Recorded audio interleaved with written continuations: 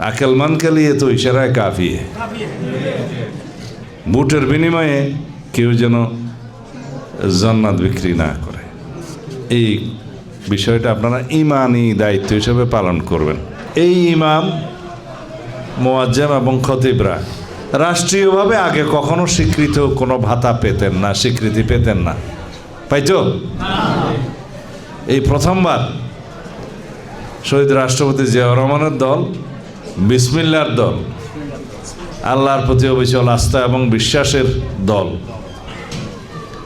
যেগুলো আমরা সংবিধানে স্থাপন করেছি, সংযোজন করেছি, শহীদ জিয়াউর রহমান করেছেন, সেই দল অনুধাবন করেছে এই দেশের আলেম সমাজকে আমরা রাষ্ট্রীয়ভাবে সম্মানিত করব।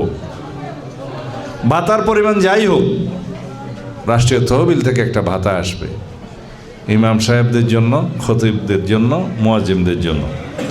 এখানে বলে রাখা ভালো, বাংলাদেশে শতকরা 92% মুসলমান, বাকি অন্যান্য ধর্মাবলম্বীদের উপাসনালয়কে আমরা এখানে নিশ্চয়তা বিধান করেছি। অন্যান্য ধর্মাবলম্বীদের উপাসনালয়ে যারা কাজ করেন তাদের জন্য একই রকম সম্মানের ব্যবস্থা করা হবে।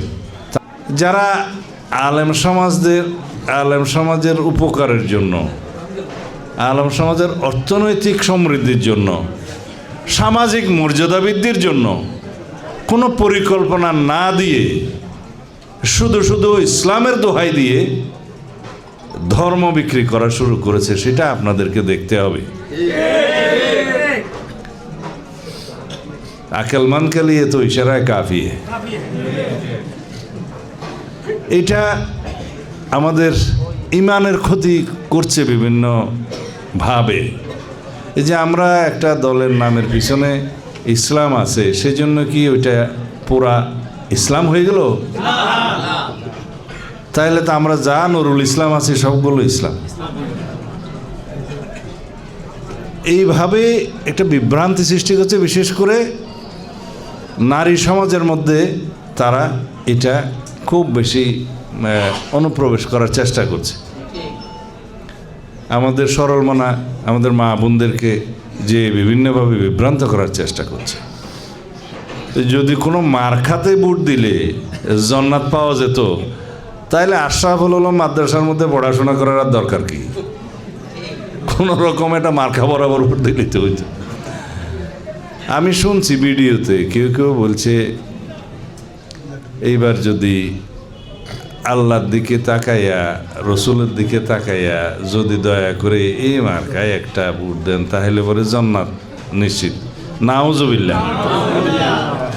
সামান্য দুনিয়াদারির জন্য, দুনিয়ার জন্য দিনকে বিক্রি করে দেয়া, এর চাইতে বড় জুলুম আর কিছু আছে? তো সুতরাং এইগুলোর বিপরীতে, আমি তো বাঙাল মানুষ, আমি বললে মানুষে কম শুনবে, কিন্তু আপনারা সবাই আলেম, আপনারা দ্বীনের রক্ষক, দ্বীনের প্রচারক, ইসলামের রক্ষক, প্রচারক। আপনারা এই কথাগুলো দয়া করে সর্বত্র বলবেন। সুতরাং দুনিয়ার জন্য দ্বীনকে যেন কেউ বিক্রি না করে, ভোটের বিনিময়ে কেউ যেন জান্নাত বিক্রি না করে, এই বিষয়টা আপনারা ইমানি দায়িত্ব হিসেবে পালন করবেন। দরকার আছে এই জন্য যে টুপি মাথায় দিয়ে দাড়ি রেখে ইসলামের ক্ষতি করা খুবই সহজ। একজন অন্য ধর্মের লোক বা আমরা যাকে জানি ইসলামের বিপক্ষের লোক, তারা কি বলতে পারে সেটা মানুষ বোঝে, কিন্তু যদি দাড়ি টুপি দিয়ে ধর্মের দোহাই দিয়ে কথা বলে, তখন বিভ্রান্তি করা খুব সহজ হয়। এই কাজটাই তারা করছে। নাউজুবিল্লাহ। আর আমরা সবাই আচরণবিধি মেনে চলব, নির্বাচনের পরিবেশ রক্ষা করব।